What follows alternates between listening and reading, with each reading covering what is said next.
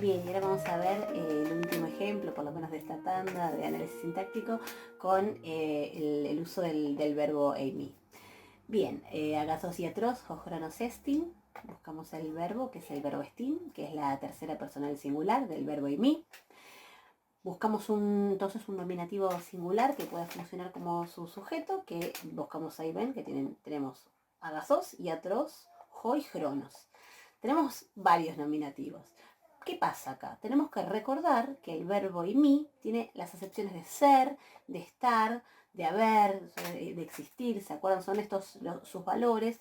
Y que, bueno, en este caso, su valor es el de ser, es como el más frecuente, por cierto. Entonces, cuando nos aparecía el verbo eimi, teníamos que pensar, esto lo vimos cuando empezamos a ver los usos de los casos y el caso nominativo, que yo en la oración puedo llegar a tener algunas palabras que sea el nominativo, que sea el sujeto de la oración, y otras palabras u otra palabra que sea el nominativo predicativo subjetivo, porque con el verbo ser yo espero esta idea de que requiere un predicativo subjetivo.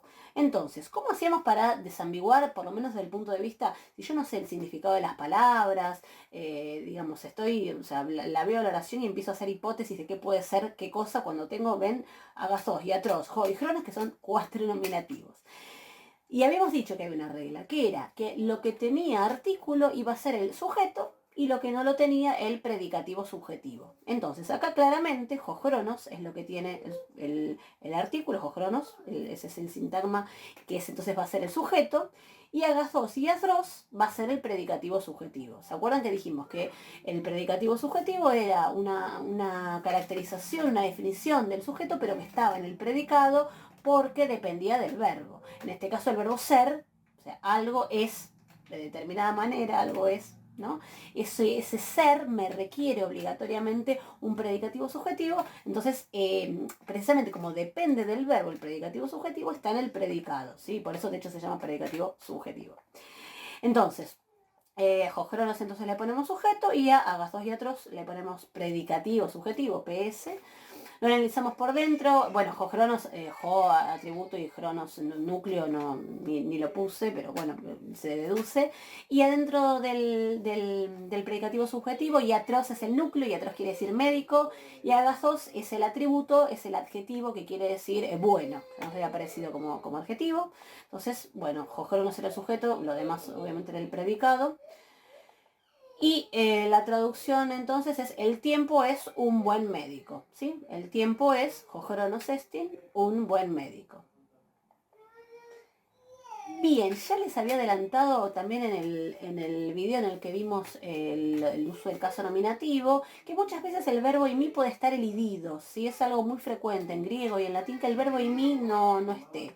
Y en ese caso, las posibilidades eran o lo suponemos y lo reponemos, y le ponemos así entre paréntesis, y mantenemos también una estructura de sujeto y predicativo subjetivo, o hablamos de sujeto y predicado nominal. A mí no me importa, o sea, la idea es entender bien la oración y listo. Entonces, fíjense en esta oración. Jojronos, agathos y atros son la misma que habíamos visto antes, pero sin el verbo eimi. Entonces, en este caso a jojronos le vamos a poner sujeto, ahí ven que es lo que tiene el artículo, a agathos y atros le vamos a poner, yo les digo, o predicativo subjetivo, yo acá les pongo eso, predicativo subjetivo dentro del predicado, y si no también le podríamos poner predicado nominal. Para el caso es lo mismo. La traducción, miren, yo les pongo una traducción ahí en donde en castellano también respeto que lo mismo que sucede en griego, que es que no está el verbo. Entonces, el tiempo, coma, un buen médico, ¿sí? También podríamos decir la misma traducción que habíamos hecho antes, ¿sí? El tiempo es un buen médico, reponiendo el verbo ser. ¿Por qué? Porque en castellano, en verdad, esa elisión del verbo ser no es tan frecuente, en griego es muy frecuente, entonces en castellano es un poco más marcada esa idea. Entonces les doy las dos posibilidades de todas formas. El tiempo, coma, un buen médico, o el tiempo es, poniéndolo entre paréntesis porque en griego no está, el tiempo es un buen médico. ¿Sí? La importante es que entiendan que jojronos es el sujeto y que lo otro es o predicativo subjetivo o predicado nominal. Bien, y acá les pongo una última oración. Agazón fármacon jojronos estin. Hice una sola modificación que es respecto al predicativo subjetivo por las dudas. A ver, Hos Cronos, el sujeto, bueno, Estin es el verbo, Hos Cronos el sujeto, estoy haciendo rápido porque ya es una oración que vimos antes. Y acá el predicativo, o sea, de nuevo, Estin necesita con este día de ser, necesita un predicativo subjetivo, pero busco un nominativo, pero ojo, que acá tenemos un nominativo que es un neutro, ¿sí? No, no, es un detalle, pero por las dudas lo aclaro, ¿sí? Por más que yo tenga acá Hos Cronos en masculino singular, su predicativo subjetivo puede estar en otro género, ¿sí? En este caso, fíjense, Agazón fármacon. Fármacon es un sustantivo de segunda declinación, pero neutro, quiere decir efectivamente eso, fármaco, remedio, por ejemplo, podemos traducirlo, varias acepciones. Entonces, es una mínima aclaración para que lo tengan presente porque a veces se generan algunas confusiones, o sea, no tiene por qué concordar el predicativo subjetivo respecto del sujeto en género, ¿sí? ¿Por qué? Porque en este caso, por ejemplo, cada uno de estos sintagmas tiene su propio género porque son sustantivos. Cronos es masculino, el tiempo es masculino, y fármacon es un sustantivo y es neutro, tiene su propio género. Bueno, Agazón, es el mismo análisis sintáctico que la oración anterior, pero con otras palabras, simplemente. Fármacon es el núcleo del predicativo subjetivo y Agazón es el atributo. Y la traducción es, entonces, el tiempo es un buen remedio. Entonces, simplemente para el análisis sintáctico no cambió nada. Les aclaraba esto por las dudas. El predicativo subjetivo no necesariamente tiene que concordar en género con su sujeto, ¿sí? Cada sustantivo tiene su género y entonces en virtud de eso es que aparece uno u otro nada más.